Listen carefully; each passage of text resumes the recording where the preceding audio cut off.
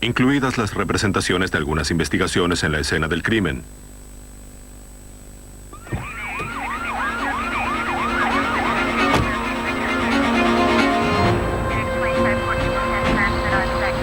Luego de aplicar todos sus recursos, la policía aún no consigue relacionar al asesino con su crimen. ¿Lograrán conectarlo con 6 botellas de cerveza? Una mujer es descubierta en su tumba bajo el agua. Los únicos testigos han huido. Los detectives deberán emplear un capullo vacío para atrapar a un asesino. Un astuto envenenador se mantiene un paso delante de la ley. Para detenerlo, los investigadores necesitan encontrar su confesión en medio de cientos de archivos borrados de su computadora. La policía no suele beneficiarse con las pruebas de pistolas humeantes y huellas sangrientas para resolver los crímenes. Cuando las pistas más obvias comienzan a enfriarse, los detectives detallistas pueden emplear la ciencia para aprovechar las fuentes más insospechadas.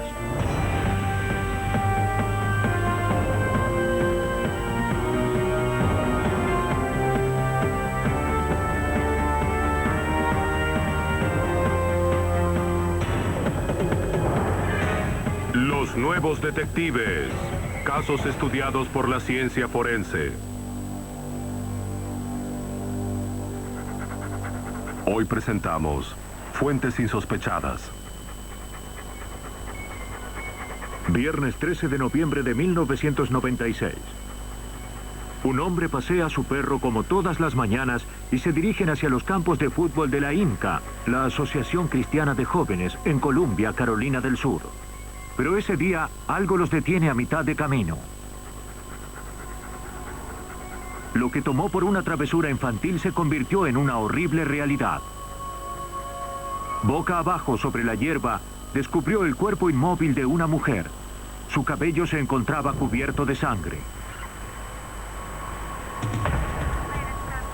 Las autoridades confirmaron que la mujer estaba muerta. Le habían disparado varias veces en la cabeza.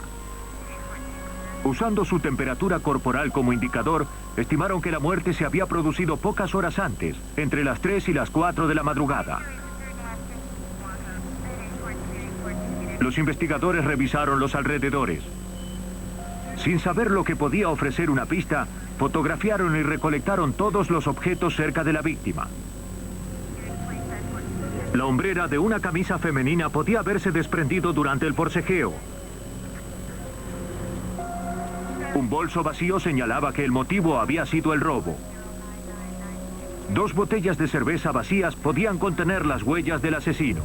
Era muy pronto para saberlo. La policía, ampliando su búsqueda, encontró más pistas de importancia. 3 casquillos y 2 proyectiles usados. Esto le aseguró a los investigadores que el asesinato había ocurrido en ese mismo lugar. También les proporcionó una base para la comparación balística. Pero primero necesitaban un sospechoso, y antes de encontrar uno, debían identificar a la víctima. El cuerpo fue trasladado al hospital Richland Memorial, donde gracias a las huellas digitales fue identificada como Virginia Russell, de 30 años. Tenía antecedentes policiales por conducir alcoholizada. Pero en el laboratorio, el caso forense se había estancado. Los técnicos no podían encontrar rastros físicos que la relacionaran con el asesino. La hombrera no proporcionó ningún dato. Las huellas digitales en las botellas de cerveza eran difíciles de identificar debido a la suciedad. En el cuerpo no se encontraron cabellos ni fibras extrañas, ni muestras que pudieran señalar un sospechoso. ¿Sargento? Los detectives interrogaron a los familiares y amigos. ¿Crema o azúcar? Así está bien, gracias.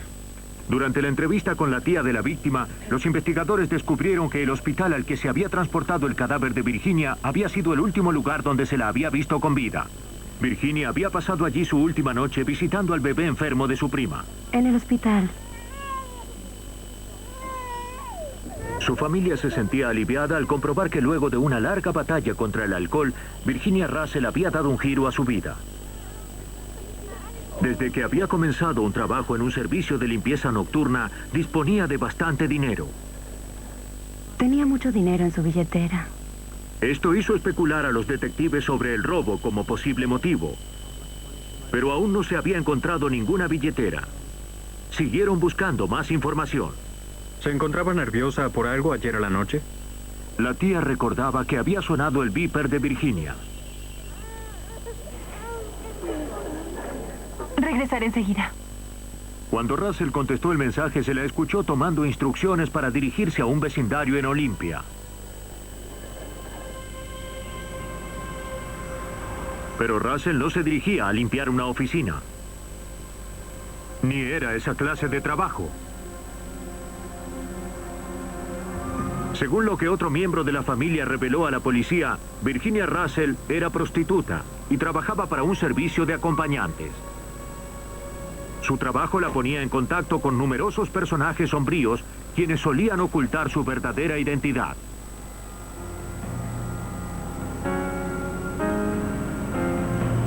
Con semejante lista de sospechosos, el caso se tornaba muy difícil, casi imposible de resolver. Pero la policía tuvo un golpe de suerte. Un día después de descubrir el cadáver, encontraron un automóvil abandonado en un estacionamiento en Olympia. Había sangre sobre el tablero de instrumentos. En el asiento trasero del vehículo descubrieron una botella de Michelob Light, la misma cerveza que habían hallado cerca del cadáver de Virginia. Cuando el sargento Andrew Caldwell de la oficina del alguacil del condado de Richland se enteró del asesinato, sospechó que no se trataba de un incidente aislado. Se encontraba trabajando en un caso de violación y se preguntó si sería posible que un mismo y brutal individuo fuera responsable de ambos crímenes. Su teoría solo se basaba en una corazonada. Una de las principales similitudes era que ambas víctimas trabajaban como acompañantes, así como también la ubicación del automóvil de Virginia. Su vehículo fue encontrado a metros del apartamento donde había ocurrido la violación poco antes. Si Caldwell lograba resolver el caso de violación, quizás podría atrapar al asesino.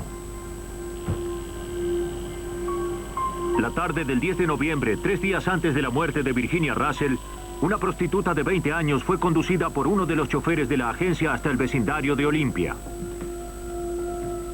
Tenía que encontrarse con un hombre cuyo supuesto nombre era Daniel Davis. El hombre la atacó casi inmediatamente. Le dijo que si quería vivir tendría que hacer todo lo que él le dijera.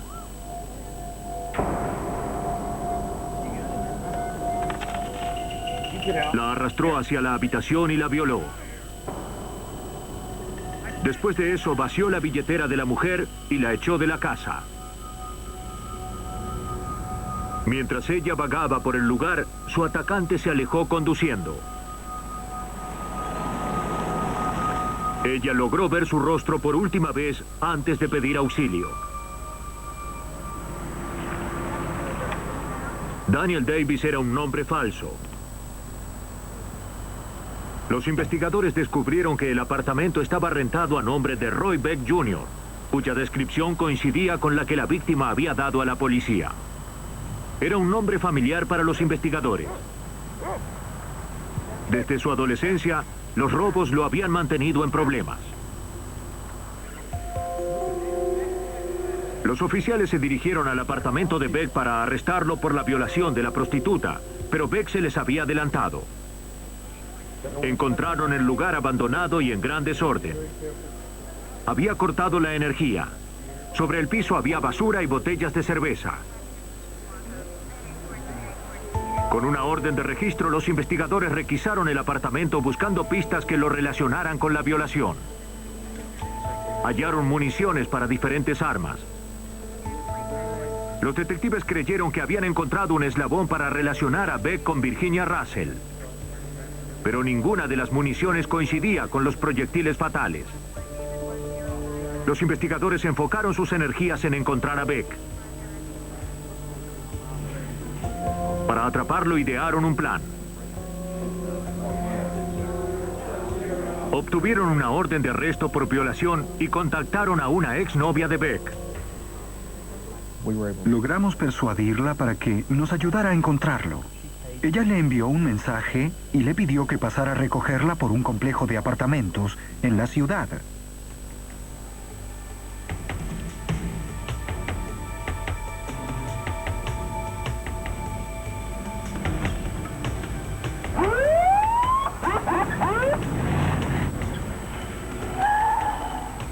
Cuando Beck salió de su escondite para encontrarse con ella, fue arrestado y conducido al departamento de policía para el interrogatorio. Mientras tanto, los detectives subieron al apartamento donde Beck se había ocultado. No se mueva. El apartamento pertenecía a un amigo de Beck, Richard Bullard. Usted dijo que este es el arma. Bullard se prestó al registro y señaló a los investigadores un sofá donde se encontraba un arma cargada. Pero no fue el único arma que encontraron. Pudimos localizar un cuchillo de caza estilo Rambo, que era el que había descrito la víctima de violación y que había sido usado en el ataque. También encontramos una guía telefónica que empleaba Beck, que tenía varias direcciones de agencias de acompañantes señaladas y subrayadas. En el apartamento recolectaron un arma, un cuchillo y un par de botas que luego fueron trasladados al laboratorio, donde se consiguieron las primeras pistas sólidas en relación con el asesinato de Virginia Russell. Balística pudo probar que el arma encontrada en el apartamento de Bullard había sido usada para matar a Russell. Las botas tenían rastros de sangre que coincidían con la de la víctima. Con la evidencia recolectada contra él, parecía imposible que Beck pudiera escapar de la pena de muerte. Pero hizo lo que pudo para evitarla, culpando a su amigo Richard Bullard. En realidad el arma estaba registrada a nombre de Bullard, y según explicó Beck, las botas también pertenecían a su amigo. Los investigadores no podían negar que la evidencia se había encontrado en el apartamento de Bullard, no en el de Beck. La investigación había vuelto a estancarse. El testimonio de la víctima de violación había establecido el patrón violento de Beck, que consistía en solicitar prostitutas y robarles, pero la evidencia era solo circunstancial. Sin pruebas tangibles, los investigadores no tenían manera de probar que Beck hubiera estado con Russell, o que él, y no Bullard, hubiese disparado el arma. Cuando el caso comenzó a derrumbarse frente a sus ojos, los investigadores decidieron arriesgarse.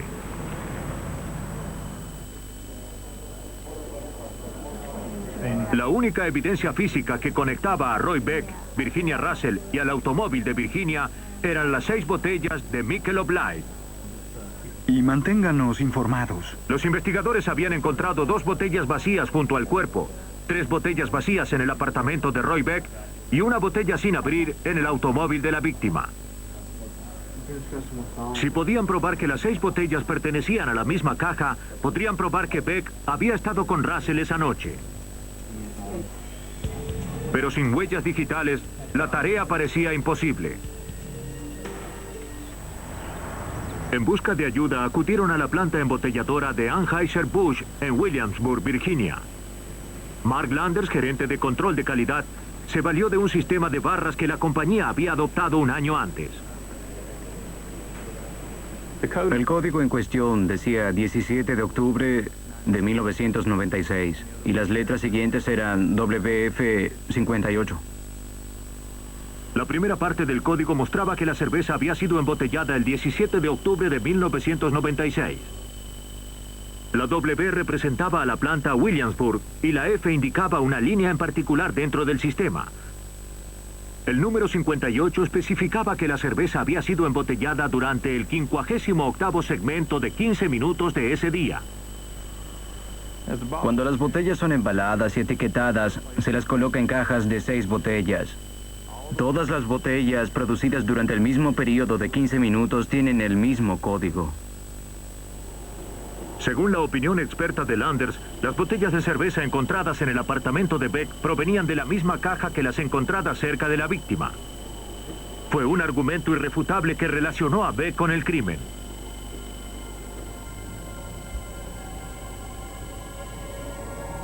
Como última opción, las botellas de cerveza permitieron a los detectives armar el rompecabezas de las últimas horas de Virginia Russell con Beck.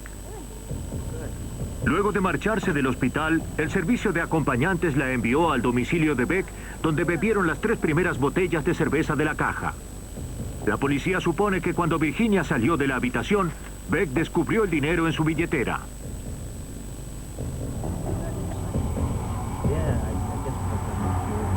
La policía cree que entonces tomaron las cervezas y condujeron hasta el campo de fútbol, donde bebieron las otras 2 botellas de cerveza.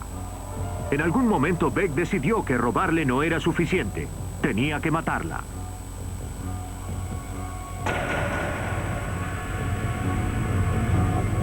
Le disparó en la cabeza, la arrastró fuera del vehículo y le disparó 2 veces más. Luego se alejó del lugar y abandonó el automóvil a cierta distancia de su apartamento. Pero dejó dentro la 6ª botella de cerveza sin abrir, con la pista que los detectives necesitaban para relacionarlo con el asesinato. Recuerdo que durante el testimonio, el abogado defensor de Beck tenía la cabeza entre sus manos y la sacudía, como si no supiera cómo recuperarse del testimonio que escuchaba. En ese momento supe que lograríamos condenar a Beck. Los detectives habían logrado hacer pagar a Beck por su crimen, prestando atención a un pequeño detalle. Fue condenado a cadena perpetua. A veces el problema no es la evidencia, sino la forma en que fue encontrada. En el oeste de Michigan, la rápida corriente del río Muskegon es una popular atracción para los pescadores y buzos.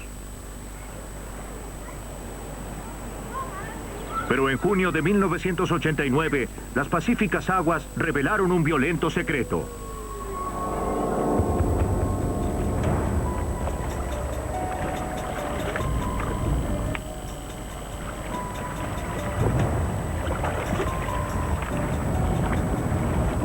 Dos buzos aficionados se encontraban registrando el fondo del río en busca de tesoros hundidos, motores caídos, aparejos de pesca extraviados y viejas anclas.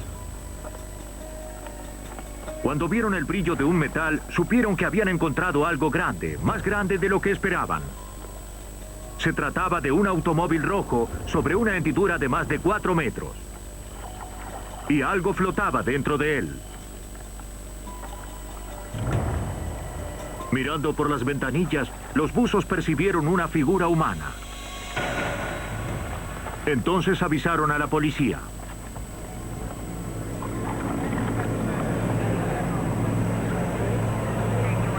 Mientras retiraban el automóvil del agua, los policías y los espectadores se preguntaban quién sería la persona atrapada dentro, cómo habría caído el vehículo al agua y durante cuánto tiempo habría estado oculto en el río. Del automóvil se sacó a una mujer completamente vestida. A pesar de haber estado sumergida en el agua, los restos estaban bien preservados. Los investigadores registraron el cuerpo y el automóvil para su identificación, pero todo lo que encontraron fue lodo, larvas de insectos y capullos. El cuerpo fue trasladado a la oficina del médico forense. El forense se abocó a 2 tareas: identificar el cuerpo y descubrir cómo había muerto. Se tomaron las huellas dactilares y radiografías dentales, intentando darle un nombre a la desconocida. Las heridas en la cabeza revelaron la causa de la muerte. La mujer no había fallecido en un accidente automovilístico. Había sido golpeada al menos 6 veces con un objeto afilado. El forense también pudo determinar que había muerto antes de ser arrojada al río. Alguien había intentado ocultar su muerte empujando el vehículo hacia las oscuras profundidades. Mientras se realizaba la autopsia, la policía rastreó el número de matrícula del automóvil. Descubrieron que pertenecía a David Smith, un empleado que no vivía lejos del río Muskegon. El descubrimiento del automóvil y el nombre de David Smith provocó sorpresas en el departamento de policía de Fremont. 9 meses antes, el 2 de octubre, Smith había estado en el departamento para denunciar la desaparición de su esposa. En ese momento, la policía supuso que se trataba de una típica pelea doméstica y de un esposo preocupado. Smith y su esposa tuvieron un desacuerdo y ella había salido de su hogar el viernes 30 de septiembre a la tarde. Él no había vuelto a verla.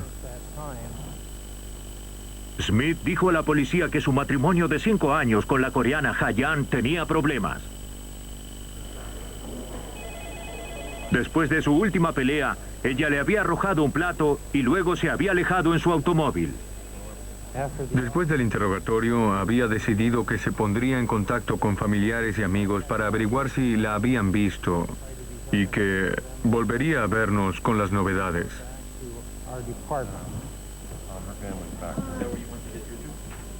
Pero pasaron meses sin noticias de Smith, ni signos de la mujer desaparecida o su automóvil.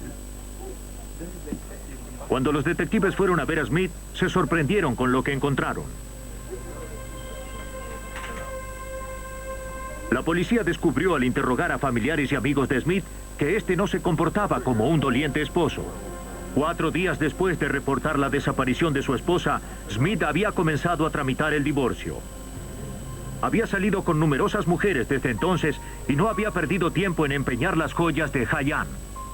Era evidente que Smith no esperaba que su esposa regresara. Pero aunque su comportamiento era sospechoso, no era ilegal. La situación presentaba todas las características de un homicidio, pero no había ningún cadáver. La policía estaba decidida a encontrar a Ha-Yan viva o muerta. En febrero de 1989, 4 meses antes de que se encontrara el cuerpo, Brookens pidió ayuda a la Policía Estatal de Michigan. La Policía Estatal comenzó a hacer llamadas telefónicas contactando amigos de la mujer desaparecida en Estados Unidos y en Corea. Nadie la había visto ni oído de ella desde septiembre. A los 5 meses de su desaparición, los policías comenzaron a perder las esperanzas de encontrarla. Mientras continuaba con las entrevistas telefónicas, el detective Richard Miller de la Policía Estatal descubrió una mentira. Aunque David Smith había dicho a la policía que no había sabido nada de su esposa, sus amigos habían recibido una versión diferente. El señor Smith había hecho declaraciones asegurando que sabía que ella estaba viva, que ella había contactado amigos comunes de ambos. Pero los investigadores no pudieron encontrar a nadie que confirmara la historia de Smith, y él se negó a someterse al detector de mentiras. Luego, 5 meses más tarde, la noche del 23 de junio, el automóvil del sospechoso fue sacado del río con una mujer muerta dentro. La espera había terminado. Cuando encontraron el cuerpo, los detectives obtuvieron una orden de registro para la casa de David Smith, que ahora compartía con su nueva novia. Los técnicos registraron todo el lugar buscando cualquier tipo de evidencia que revelara si allí se había cometido un crimen. Las posibilidades de encontrar algo eran remotas. Había pasado casi 1 año desde la desaparición de Ha-Yan y no había ninguna garantía de que esa fuera la escena del crimen.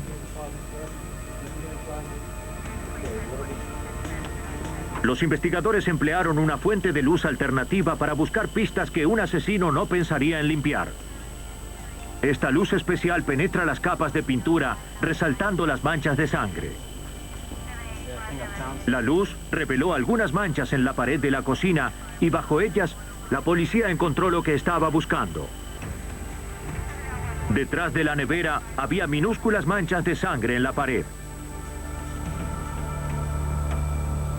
El personal del laboratorio amplió su búsqueda en el lugar.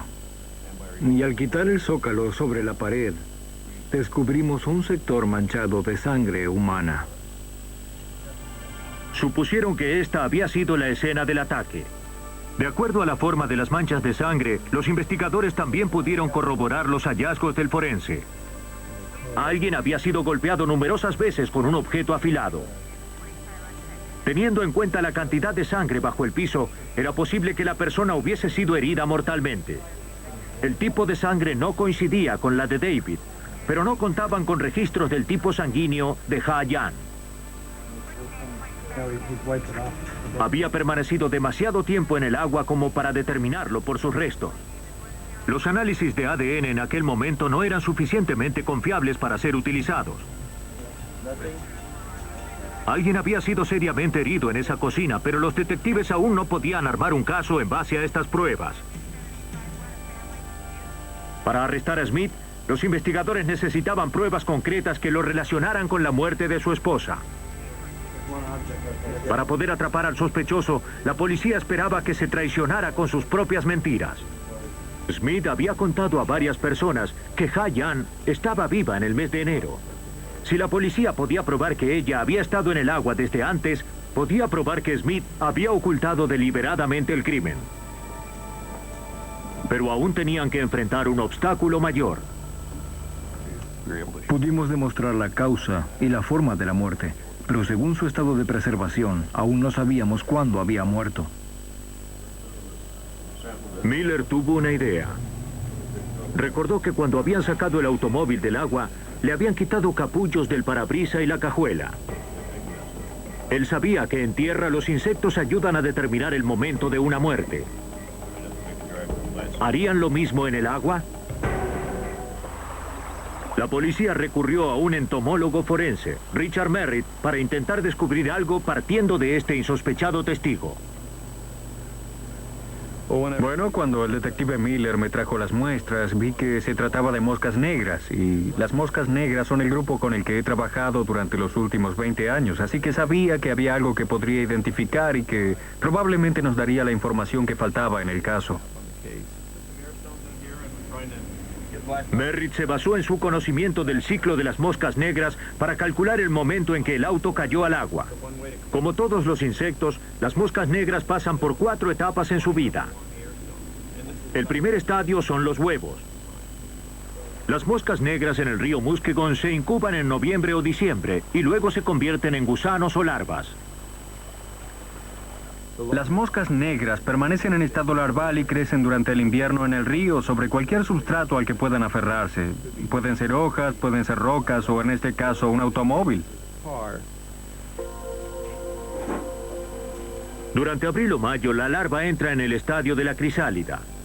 Forman capullos a su alrededor y permanecen inactivas hasta finales de mayo o comienzos de junio, cuando salen como moscas adultas para comenzar el ciclo de vida nuevamente. La presencia de capullos en el automóvil de Ha-Yan reveló a Merritt que el vehículo había entrado al río no más allá del mes de noviembre. Para que esta clase en particular hubiese sido encontrada en el automóvil, el estado inmaduro tendría que haberse desarrollado durante todo el invierno sobre el automóvil dentro del río. De otra manera, no se hubiera obtenido esta especie. Los hallazgos de Merritt probaron al detective Miller que David Smith había inventado las historias acerca del paradero de su esposa desde su desaparición. Smith había dicho que la habían visto en enero, pero los capullos revelaban que ella se encontraba en el agua desde noviembre. Los insectos comprobaron que Smith mentía, sin duda para ocultar sus acciones. Y aparentemente no solo las suyas. Cuando las noticias del asesinato salieron a la luz, un compañero de trabajo contó a la policía que un mes antes de la desaparición de Ha-Yan, David había intentado contratar a un asesino a sueldo. La policía solicitó los registros de llamadas telefónicas de Smith. Encontraron que en septiembre aparecían numerosas llamadas a 2 números en Pittsburgh. Uno de los números pertenecía a la planta de limpieza en seco donde trabajaba su padre. El otro al domicilio de uno de los compañeros de trabajo de su padre, Kenny Lamont Latimer. Cuando los investigadores confrontaron a Latimer con la evidencia acumulada en contra de Smith, este se derrumbó. Dijo a la policía que Smith le había ofrecido $5,000 para matar a su esposa. El matrimonio de los Smith estaba arruinado. Pero David aún tenía que pasar pensión alimenticia a su primera esposa y no quería más obligaciones. Entonces contrató a Latimer para que matara a su esposa con una dosis de heroína de mala calidad.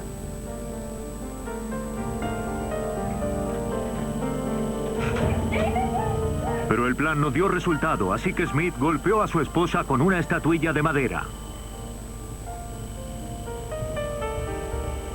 Smith y Latimer la colocaron en el automóvil y lo deslizaron al río. Gracias al insospechado testimonio de un capullo, Smith fue arrestado en diciembre de 1989. Un jurado lo halló culpable de asesinato y recibió una sentencia de entre 15 y 20 años de prisión. Por su participación en el asesinato, Kenny Lamont Latimer recibió una sentencia de entre 20 y 60 años, y el padre de Smith, una sentencia de entre 3 años y 5. El improbable testimonio de una mosca negra reveló el plan de asesinato de David Smith. En Dana Point, California, los detectives recurrirán a evidencia aún más improbable para relacionar a un asesino con sus acciones. Durante años, Janet Overton, de 46 años, funcionaria pública, había sufrido de problemas de salud. Pero aunque mareada y débil, estaba decidida a no permitir que su salud la deprimiera. Una mañana de enero de 1988, se preparaba para salir con su familia. Nunca logró subir al automóvil.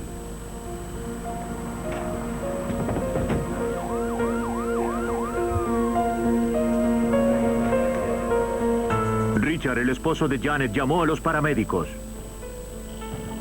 Pero ya era tarde.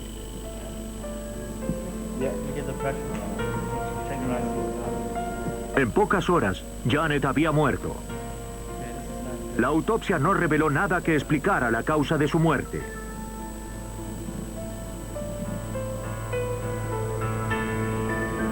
Se le practicó un análisis rutinario de sangre y tejidos para encontrar las sustancias que se emplean comúnmente.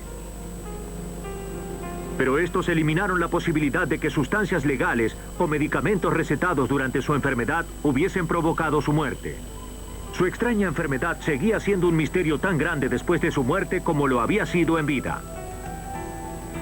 Durante 4 años, Janet Overton había sufrido de pérdida de peso, dolores de estómago, hormigueo en los dedos y sarpullido oscuro. Ninguno de los especialistas había logrado realizar un diagnóstico a pesar de los numerosos exámenes de infecciones virales, alergias, problemas bacteriológicos y cualquier otra razón que pudiera explicar su extraña enfermedad.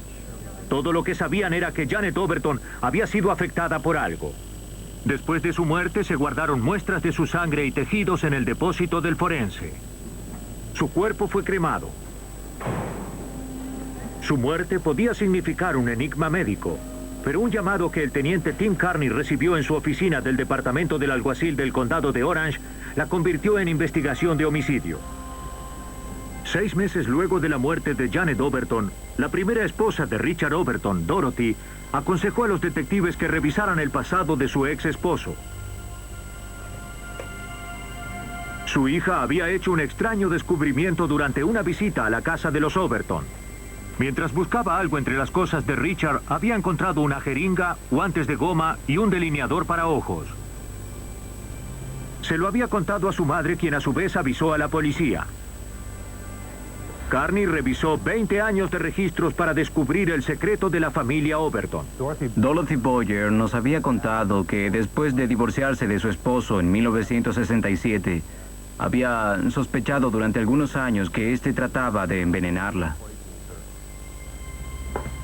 Al igual que la segunda señora Overton, la salud de Dorothy había declinado entre 1967 y 1973. Se descomponía repentinamente sin explicación. Se sentía mareada. Tenía gusto a metal en la boca. Un día, sintió un penetrante olor sulfúrico que provenía de su shampoo. El mismo olor emanaba de sus alimentos. Comenzó a sospechar que Richard, que aún tenía acceso a su casa después del divorcio, estaba tratando de matarla. Para descubrirlo, le tendió una trampa.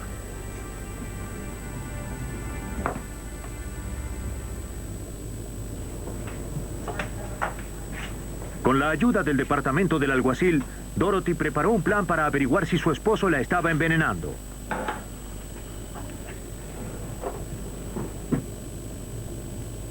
Limpió una lata de café sin abrir con alcohol de frotar y luego marcó la tapa para notar si alguien la abría. El resto le tocaba a Richard. Luego de 3 días descubrió que alguien había abierto la tapa. Las huellas encontradas en la lata se compararon con las de Richard, que habían sido registradas para la solicitud de un trabajo municipal. Coincidían. Sin el permiso de su ex esposa, Richard Overton había entrado furtivamente en su casa, había abierto las alacenas y mezclado un polvo rojizo en su café. Cuando el contenido se analizó, los investigadores descubrieron que se trataba de un mineral de fuerte olor llamado selenio. Se trata de un elemento que se necesita en pequeñas cantidades para una buena nutrición y para la salud. En grandes cantidades es venenoso. Pase y siéntese. Richard fue citado para interrogación. Al comienzo negó haber envenenado a Dorothy, pero cuando lo confrontaron con la evidencia confesó. Dorothy aceptó retirar los cargos con la condición de que Richard se alejara de su vida. Ahora, de acuerdo al teniente Carney, parecía que la historia volvía a repetirse. Lo que hicimos fue comparar la historia médica de Dorothy Boyer a finales de los 60 y comienzos del 70 con la historia médica de Janet Overton a mediados de los 80. Y lo que observamos fue una copia exacta de los síntomas de envenenamiento clásico con metales pesados. Dorothy Boyer y ahora también la policía se preguntaban si el delineador que había encontrado la hija de Richard contenía selenio. En un examen simple de selenio, la muestra se disuelve en un tubo de ensayo. Se agregan ácido hidroclórico y otros químicos. Si la solución se vuelve roja, significa que hay selenio presente. Los análisis con el delineador demostraron que contenía selenio. Los detectives contactaron al fabricante del cosmético. Comprobaron que el selenio no formaba parte de ninguno de sus productos. Si se encontraba en uno de ellos, había sido agregado luego de la compra. Si grandes cantidades del mineral también podían detectarse en las muestras del cuerpo de la víctima, los investigadores tendrían una prueba más sólida en su caso contra Richard Overton. Para sorpresa de los detectives, no se encontró ninguna cantidad anormal de selenio en ninguna de las muestras de tejido de la víctima. La investigación quedó estancada. Pero no pasó mucho tiempo antes de que un afortunado descubrimiento en el laboratorio volviera a ponerla en marcha. Desde el frasco abierto con los contenidos del estómago de Janet Overton, Sedgwick sintió el abrumador olor de almendras amargas, la característica de un veneno mucho más mortal que el selenio. Y supe instantáneamente que era cianuro, incluso desde esa distancia. Solo el 50% de la población se encuentra genéticamente predispuesta a oler cianuro. Pero como el análisis original se había realizado en un lugar ventilado, el olor no se había percibido. Si no hubiese sido por el descubrimiento casual de Sedgwick, el cianuro hubiese permanecido oculto para siempre. Un año después de la muerte de Janet Overton, la causa de su muerte fue declarada envenenamiento agudo con cianuro. Para el detective Tim Carney, Richard Overton era el sospechoso más obvio. Pero los casos de envenenamiento son difíciles de resolver. La ciencia forense es útil para identificar las toxinas mortales, pero son de poca ayuda para relacionar al envenenador con la víctima. Era verdad que Richard Overton tenía antecedentes como envenenador, pero en realidad no lucía como un asesino. ¿Una taza de café? Era un hombre inteligente, realizado, que no había ganado nada con la muerte de su esposa. No había razones económicas. La póliza del seguro de vida de Janet había sido pagada a su hijo. Tampoco había historial de violencia. Richard aseguró que el matrimonio de 15 años llevaba una vida cariñosa y tranquila. Al principio, los detectives no le hicieron saber que conocían sus intentos de envenenar a su primera esposa. Simplemente le preguntaron si sabía quién podría querer envenenar a Janet. Richard mencionó que su esposa tenía enemigos relacionados con su trabajo en la política local. Janet también se había tratado por depresión. No descartaba que se hubiese suicidado. Luego, tras 5 horas de interrogatorio, la policía dejó caer la bomba. Lo confronté con la investigación de 1973 por el envenenamiento de su primera esposa. Negó todo hasta que finalmente le mostré los informes. Desafiado por su sombrío pasado, Overton terminó abruptamente la conversación y se negó a contribuir a la investigación. Los detectives habían atrapado a Overton en una mentira. Durante la entrevista con uno de sus socios, Mel Hubbard, descubrieron otra mentira. Overton había declarado a los detectives que no tenía acceso a cianuro, pero Hubbard contó una historia diferente.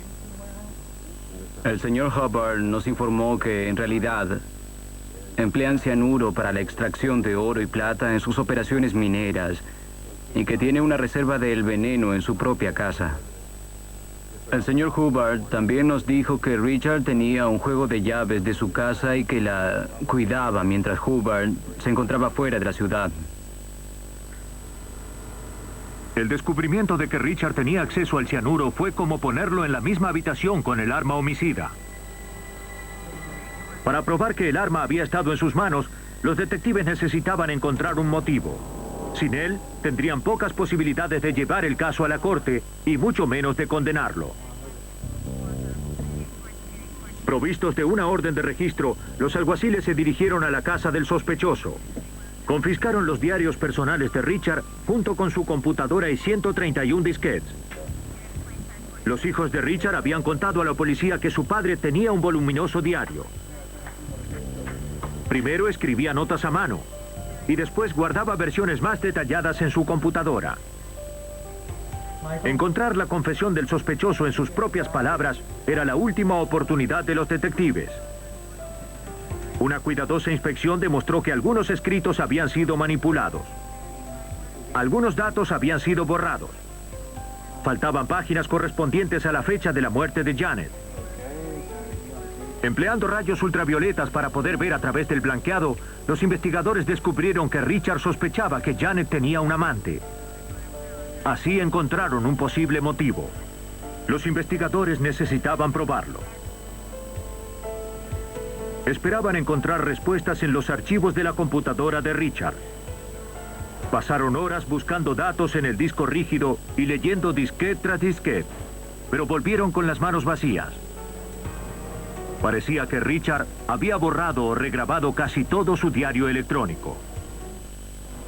Los detectives del condado de Orange, California, creían que mediante la computadora podrían relacionarlo con el envenenamiento de su esposa Janet. Pero Overton había vaciado el disco rígido y todos sus disquetes. Se recurrió a expertos en recuperación de datos para iniciar la primera búsqueda forense en computadoras en la historia del condado de Orange. A pesar de que Overton había borrado sus archivos, expertos como William Riddle sabían que aún existían posibilidades de que la información siguiera en la computadora. Lo que la mayoría de la gente no sabe es que cuando uno borra un archivo de la computadora o de un disquete, la información que se encontraba en el archivo queda en la computadora. Lo que ocurre es que la máquina, a través de su sistema, informa a la tabla de contenidos que ese espacio está disponible para un nuevo almacenamiento. Por lo tanto, la información que se encontraba antes puede volver a escribirse en ese lugar. Riddle instaló un programa de computación especializado en sus sistemas y luego se dedicó a la complicada tarea de abrir los archivos uno por uno. El programa quita capas de texto y deja expuestos los bits y datos que habían sido almacenados allí con anterioridad. Llevó cientos de horas exponer el texto original sin formatear, pero eso solo era el comienzo. Utilizando el diario escrito a mano como referencia, los técnicos rastrearon los archivos, rearmando el diario de Richard Overton palabra por palabra. A partir del desorden, los técnicos pudieron develar el diario secreto de Overton y junto con él, la intención de matar a su esposa. Las propias palabras incriminatorias de Overton dieron un giro total al caso. Aunque el sospechoso había declarado que él y su esposa tenían un buen matrimonio, sus propias palabras desde el olvido electrónico probarían lo contrario. En realidad, había un punto en los archivos donde Overton aclaraba que su relación amor-odio se había convertido puramente en odio y que algo iba a suceder pronto. Esto lo escribió pocos días antes de la muerte de Janet, el 24 de enero. Los investigadores dedujeron que Overton se encontraba muy enojado por la infidelidad de su esposa y resentido por el éxito que ella había alcanzado en política con poca educación formal. Como lo había hecho con su primera esposa, había agregado selenio a los productos de belleza y a los alimentos de su esposa para provocar una larga enfermedad. En cierto momento, había interrumpido el selenio para que desapareciera de su organismo. Luego le había administrado una dosis letal de cianuro para matarla. Pensó que nadie podría atraparlo. Y casi tuvo razón. Si no hubiese sido por sus propios escritos, los detectives hubieran tenido solo sospechas.